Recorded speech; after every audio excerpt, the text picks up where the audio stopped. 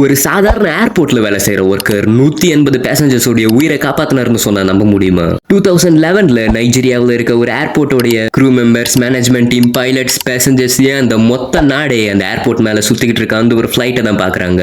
ஏன்னா அந்த ஃபிளைட்ல இருக்க அத்தனை பேருமே இன்னும் கொஞ்ச நேரத்துல சாக போறாங்க. அந்த ஃபிளைட்டோடைய லேண்டிங் கியர்ஸ்ல ப்ராப்ளம் வந்து அதோடைய ஃப்ரண்ட் வீல் சரியா ஓபன் ஆகல. ஒரு ஃபிளைட்டோடைய ஒரு இன்ஜின் ஃபெயிலியர் ஆகி அதை லேண்ட் பண்றதை விடவும் ஒரு ஃபிளைட்டோடைய லேண்டிங் கியர்ஸ்ல ப்ராப்ளம் வந்து அதை சேஃப் லேண்ட் பண்ற பாசிபிலிட்டி ரொம்ப ரொம்ப கம்மி. ஃபியூயல் காலியாகிறதுனால பைலட் வேற வழியே இல்லாம அந்த பிளைனை கிராஷ் லேண்ட் பண்ண வராரு. ஏர்போர்ட் க்ரூ அதுல இருக்க எல்லாருமே சாக போறாங்கன்னு நினைச்சு ஆம்புலன்ஸ், ஃபயர் இன்ஜின்ஸ் எல்லாத்தையுமே ரெடியா வச்சிருக்காங்க.